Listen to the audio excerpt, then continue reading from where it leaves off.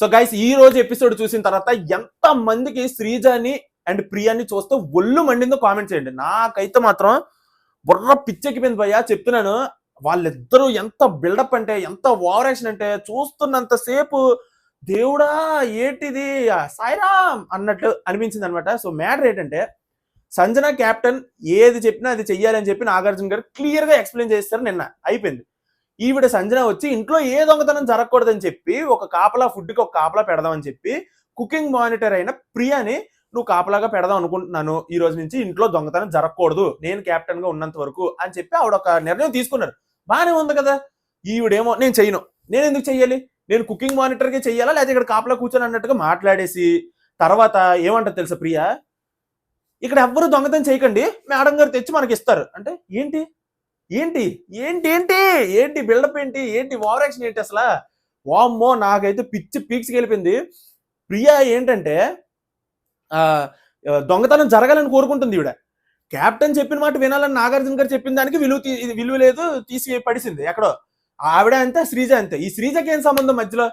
ఎంత బిల్డప్, ఎంత over action అంటే, ఈ శ్రీజ పని ఏంటి, రాము బట్టలు ఉతుకుతున్నాడు లేదో చూసుకోవాలి. ఏంటి ప్రియా కుకింగ్ మానిటర్, ఆ శ్రీజ ఏమో లాండ్రీ మానిటర్, ఇద్దరికి సంబంధమే లేదు. బట్ ఈ ప్రియా ఎక్కడ ఏం మాట్లాడి ఏం గొడవ ఆడుతున్నా శ్రీజ మధ్యలోకి దూరిపోయి మేమెందుకు చేస్తాం, మేమెందుకు చెయ్యాలి, ఏంటి ఇదంతా, ఆవిడకేంటి సంబంధం, ఏంట్రా బాబు ఈ ఓవర్ యాక్షన్. అట్లా వీళ్ళిద్దరిని చూస్తుంటే చెప్తున్నాను కదా, సీజన్ మీద విరక్తి పడుతుంది. అంత నాన్ సెన్స్ క్రియేట్ చేస్తున్నారు ఈ శ్రీజ అండ్ ప్రియా. చాలా చాలా టూ మచ్ చేస్తున్నారు. ఈవిడ సంజన, ఈవిడ ఎంత కంటెంట్ ఇస్తున్నారంటే ఈ రోజు కూడా అంతే, నా మాట ఎవరు వినట్లేదు, క్యాప్టెన్ చెప్తే అందరూ వినాలని చెప్పినా కూడా ఎవరు వినట్లేదు, కాబట్టి నేనేం చేస్తున్నానంటే ఆరెంజెస్ తీసి పెట్టేస్తున్నానని క్లియర్ గా కెమెరా ముందు చెప్పారు కూడా. ఆవిడ ఆరెంజ్లు తీసి పైన సెల్ఫ్ లో దాస్తారు. సో ఎందుకంటే ప్రియాకి కాపలాగా ఉండమంటే ఉండను అన్నది కాబట్టి, ఇప్పుడు నువ్వు కాపలాగా ఉండుంటే ఇది జరగకపోదును కదా అని నిరూపించడానికి దీనమ్మ ఏమన్నా అసలు ప్లాన్, అసలు సూపర్ గా రివర్స్ టెక్నిక్ అనమాట. భలే ప్లాన్ చేశారు అనిపించింది. ఏదైనా ఇప్పటికీ కూడా కంటెంట్ ఇవ్వడంలో కింగ్ సంజన, ఇందులో నో డౌట్ అనమాట. సో ఈవిడ ఎంతో కూల్ గా, చాలా కూల్ గా ఉండడానికి ట్రై చేస్తుంటే, ఈ ప్రియా శ్రీజ మాత్రం బాబోయ్. సంజన కూడా అదే అంటుంది, ఆవిడ కూడా ఏంటంటే నీకు నోరు లేదా, మధ్యలో శ్రీజ ఎందుకు వచ్చేస్తుంది నీతో మాట్లాడుతుంటే అన్నట్టుగా అడిగింది కూడా ప్రియకి. ప్రియా ఏమో నా తరపున ఎవరు మాట్లాడినా నేను ఆపను, నేను ఎందుకు ఆపుతాను అని అనేసి అంటుంది. అసలు సంబంధం ఉందా ఏంటి, అసలు ఏంటేంటో మాట్లాడుతున్నారు కష్టపడి. అంటే అక్కడ మీరు అగ్ని పరీక్షలో ఇంతమందిలో సెలెక్ట్ అయ్యి వచ్చారంటే మీరు ఎలా ప్రూవ్ చేసుకోవాలి. సో ఈ సపోర్ట్ చేద్దామరా కామనర్స్ కానీ అన్నా కూడా వీళ్ళు ఆ ఛాన్స్ ఇవ్వట్లేదు, అసలు అంత దారుణం. సో ఇటుపక్క వస్తే మనీష్ మీదకి శ్రీజ సేమ్ అలాగే నోరు పారేసుకొని నువ్వేం చేస్తావు మహా అయితే మూలల్లో ఏడుచుకుంటావు అని చెప్పినట్టుగా రాత్రి జరిగింది. సో లైవ్ లో కూడా జరిగింది. సో ఇప్పుడు ఎపిసోడ్లో అదే జరిగింది. మనీష్ అన్నట్టుగానే పక్కకి వెళ్ళి ఏడుస్తాడు, ఎమాన్యుల్ ఓదారుస్తున్నప్పుడు మనీష్ అన్న మాటలకి నిజంగా సూపర్ రా బాబు, ఆడియన్స్ లో ఏముందో అదే చెప్పాడని అనుకున్నాను. లోపే నామినేషన్స్ లో కంగాలు చేసుకున్నాడు మళ్ళీ. సో ఏంటనేది మాట్లాడదాం. మనీష్ ఏమన్నాడంటే, ఇద్దరు వరస్ట్ కామనర్స్, నిజంగా కామనర్స్ అన్న పదానికి పరువు తీస్తున్నారు అన్నట్టుగా మాట్లాడి, నేను ఇక్కడి నుంచి అక్కడ ఉండనన్నా, నేను అక్కడ ఉండను, వాళ్ళతో పాటు మీతో పాటు బయట ఉంటాను అన్నట్టుగా మాట్లాడాడు. ఇన్ని కబుర్లు చెప్పి ఎంత నాన్ సెన్స్ క్రియేట్ చేసి నామినేషన్స్ లో తుస్సు అనిపించాడు. సో అది కూడా మాట్లాడదాం ముందు. సో ఇప్పుడు వరస్ట్ కామనర్స్ అని అన్నాడు, ఇడియట్స్ అన్నాడు, స్టూపిడ్ ఇడియట్స్ అని అన్నాడు, ఏవేవో అన్నాడు. అంటే ఆ ఫ్రస్ట్రేషన్ అలాంటిది, మనకే చూసినంతసేపు ఫ్రస్ట్రేషన్ వచ్చేస్తుంది. సో అతనికి కూడా ఆ ఫ్రస్ట్రేషన్ వచ్చింది. ఆ ఫ్రస్ట్రేషన్ వచ్చిన తర్వాత ఆ మాటలు అనేసాడు, అయిపోయింది. సో నాకు అక్కడ అనిపించింది, అబ్బా జెన్యున్ గా మాట్లాడుతున్నాడు, ఆడియన్స్ దృష్టిలో ఏముందో పసిగట్టగలిగాడు రా బాబు, సూపర్ అని అనిపించే లోపే పోయింది. సో నెక్స్ట్ ఇటుపక్క చూస్తే హరీష్ గారు, ఇతను గురించి అసలు ఏం మాట్లాడాలి, అసలు ఎంత నాన్ సెన్స్ అవుతుందంటే ఈ హౌస్ లో. అసలు భరణి, ఇమాన్యుల్, తనుజ వీళ్ళ ముగ్గురుతో నాకు ఇష్యూ ఉంది అంటే, నేను ఇప్పటి వరకు గొడవాడింది ఇద్దరు అబ్బాయిలతో ఒక అమ్మాయితో అనుకున్నాను, కానీ ఇప్పుడు తెలుస్తుంది ముగ్గురు ఆ అమ్మాయిలతోనే చెప్పి ఆ వీడియో ఏదైతే ఉందో చాలా మంది వ్యతిరేకించారు, చాలా మంది సపోర్ట్ చేశారు. హరీష్ అన్న దాంట్లో తప్పేముంది, ఇమాన్యుల్ కదా స్టార్ట్ చేశాడని చెప్పి. సో ఏదేమనుకున్నా సరే అక్కడ ఆ వీడియోలో, ఆ పర్టికులర్ వీడియోలో హరీష్ ఇంటెన్షన్ అయితే రాంగ్ గానే పోర్ట్రే అయ్యింది. సో దానికి అతను బాగా ఫీల్ అయిపోయి తిండి తిప్పలు మానేసాడు. ఈ రోజుకి 3వ రోజు అంట, తినట్లేదంట, ఓన్లీ మంచినీళ్ళు తాగే ఉంటున్నాడట, బయటికి పంపించండి అని చెప్పి. సో హౌస్ లో అదే జరిగింది. మనకి ఇక్కడ షార్ట్ అండ్ స్వీట్ లో చూపించాడు. కన్ఫెషన్ రూమ్ లో బిగ్ బాస్ పిలిచాడు, హరీష్ తో మాట్లాడాడు, మీరు ఇలా ఉండకండి, మీరు చాలా ధైర్యవంతులని నమ్మాను, అది ఇది అని చెప్పేసి బిగ్ బాస్ ఏవో తెలుసు కదా, ఒక మనిషి లో అయితే ఆ మనిషి నుంచి కంటెంట్ రావాలి అని బిగ్ బాస్ కి ఆల్రెడీ మైండ్ లో ఉంటే, ఆ మనిషి లో అయిపోయాడంటే వెంటనే పిలిచి పైకి తీసుకెళ్లాలని చూస్తాడు. బట్ ఇక్కడ హరీష్ ఏంటంటే బాగా మొండివాళ్ళగా ఉన్నాడు, అసలు వినట్లేదు. ఇలాగైతే కష్టం అబ్బా. ఒక్క వారం ఏదో హౌస్ రివర్స్ అయ్యిందని చెప్పి నేను ఇలాగ ఉండలేను, నేను వెళ్ళిపోతాను అనేసి మీరు అన్నప్పుడు మీరు బిగ్ బాస్కి రావడం దేనికి?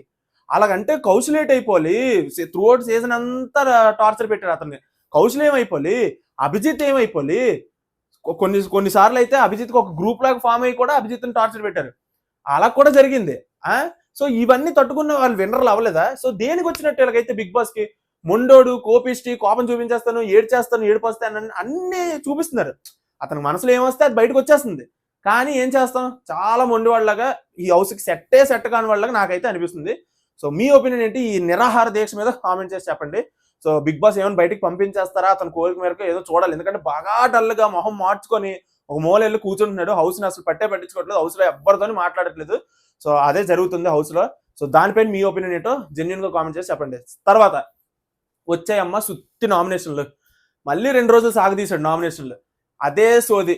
సో మ్యాటర్ ఏంటంటే ఫస్ట్ తనుజని పిలిచాడు, ఆవిడ వచ్చి సేమ్ హరీష్ని నామినేట్ చేసి లాస్ట్ వీక్ మీరు నువ్వు నా బిహేవియర్ అది ఇది బాగాలేదని అన్నారు, సో నాకు నచ్చలేదని చెప్పి నామినేట్ చేసింది. ఆవిడ ఏ పాయింట్లు ఈ హరీష్ విషయంలో కొంత బాగానే ఉంది. హరీష్ కూడా నేను చాలా షాక్ అయినా, చాలా కూల్ గా చాలా డీసెంట్ గా మాట్లాడడానికి ట్రై చేస్తున్నాడు. అతనికి ఇంట్రెస్ట్ లేదేమో, వెళ్ళిపోవాలని నిజంగా కోరుకుంటున్నాడేమో అని అనిపిస్తుంది నాకైతే ప్రస్తుతానికి. అంత కూల్ గా అంత డీసెంట్ గా మాట్లాడడానికి ట్రై చేస్తున్నాడు అతను. సో ఆ విషయంలో తనుజ పాయింట్ ఓకే అనిపించింది, నామినేషన్ పాయింట్ అయిపోయింది. తర్వాత మొదలెట్టిందమ్మా ఈ తనుజని చూస్తే ఎంత చిరాకేసిందంటే, లాస్ట్ వీక్ ఎంత పాజిటివ్ అయిందో ఈ వీక్ నాకు అంత నచ్చలేదు అనమాట.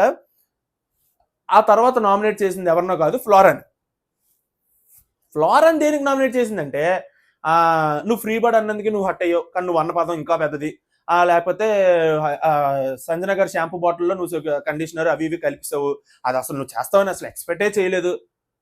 పయ్యా నాకు తెలియగొడుతుందని నీవు అసలు హౌస్లో నుంచి బయటకు వెళ్ళిపోవడానికి రీజన్లా. పైగా ఈవిడికి సంబంధమే లేదు తనుజకి ఫ్లోరాకి. ఇప్పుడు ఆవిడ చెప్పిన పాయింట్లన్నింటికి ఈవిడికి సంబంధం లేదు. సంజన గారికి ఫ్లోరాకి ఉన్న మ్యాటర్ అది.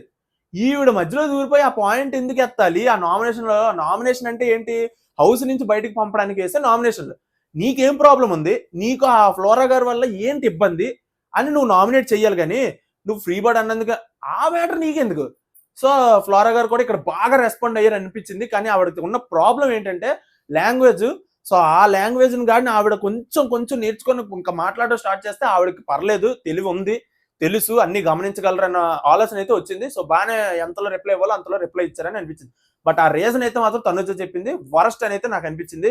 సో ఆ తర్వాత మనీష్ని పిలిచారు. మనీష్ అయితే బాబోయ్, నేను చెప్తున్నాను కదా, ఎంత బాగా మాట్లాడేవరా స్వామి అని అనుకునే లోపే నామినేషన్ తుస్సుమనిపిస్తాడు.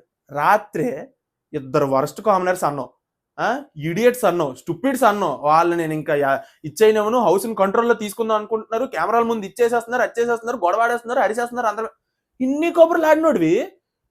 ఇప్పుడు తెల్లారితే నామినేషన్స్ పెట్టినప్పుడు నువ్వు ఎవరు నామినేట్ చేయాలి? నువ్వు ఏడ్చావు కూడా, కెమెరాల ముందు నువ్వు ఏడ్చావు. నువ్వు అంత బాధపడినప్పుడు ప్రియాని శ్రీజని వదిలేసి సంబంధం లేకుండా భరణిని నామినేట్ చేశాడు. ఇది ఇంకా పెద్ద ట్విస్ట్. సంబంధం లేకుండా రీతుని నామినేట్ చేశాడు. 2 వరస్ట్ రీజన్లు. ఆ రీజన్లు అంటే చెప్తే ఇంకా లేకపోద్ది, అంత దరిద్రమైన రీజన్లు అవి. ఆ భరణి గారు మరీను అతను మంచివాళ్ళగా నటిద్దాం అనుకుంటున్నాడా ఏటో తెలియట్లేదు, కానీ చాలా చాలా చాలా మంచివాళ్ళగా. వినండి బ్రదర్, వినండి నా మాట, వినండి.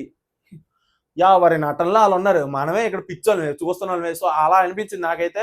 మనీష్ అయితే మాత్రం బాబోయ్, మనీష్కి ఇలాగ ఎట్టాలనిపించింది నాకు ఆ రీజన్లు చూసాక. వరస్ట్ రీజన్లు, సంబంధం లేకుండా తెస్తున్నాడు ఎవరెవరినో. ఆ రీతునేమో పర్మిషన్ తీసుకోకుండా నువ్వు హౌస్లో ఉన్నావు అందుకే నామినేట్ చేస్తుంది. ఇదేటమ్మా, నీ పర్మిషన్ తీసుకోలేదని హౌస్లో వేరే వాళ్ళు పర్మిషన్ తీసుకోలేదు, వార్నర్ నువ్వు ఒక్కరు వినేది. చాలా మంది వార్నర్స్ ఉన్నారు కదా, మినిమం అసలు సంబంధం లేకుండా రీజన్స్ అవన్నీ నేను చాలా ఎక్స్పెక్ట్ చేయలేదు. శ్రేజాని ప్రియాని అక్కడ నామినేట్ చేసి అక్కడ ఫైట్ చేసి ఉంటే మనీష్ ఒక లెవెల్ పైకి వెళ్తాడు ఈ ఎపిసోడ్లో.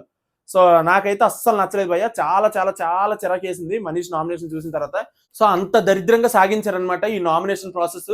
ఈ రోజుకైతే సగం ఆపేశారు, మిగిలిన సగం రేపు అనమాట. సో ఓటింగ్ కూడా రేపే ఓపెన్ అవ్వచ్చు నాకు తెలిసి. సో ఇది నీకేమనిపించింది నామినేషన్ పాయింట్స్, అలాగే మీకేమనిపించింది జెన్యున్ గా చెప్పండి. శ్రీజ మీద, ప్రియ మీద ఒపీనియన్ చెప్పండి. సో ఇది గైస్ ఈ రోజు వీడియో అయితే. నా మాటలు కానీ నచ్చినట్టయితే ప్లీజ్ ఒకసారి లైక్ చేసుకోండి, ఛానల్ సబ్స్క్రైబ్ చేసుకోండి. మళ్ళీ నెక్స్ట్ వీడియోలో మళ్ళీ ఇంకా సూపర్ గా అయితే మాట్లాడుకుందాం. By by.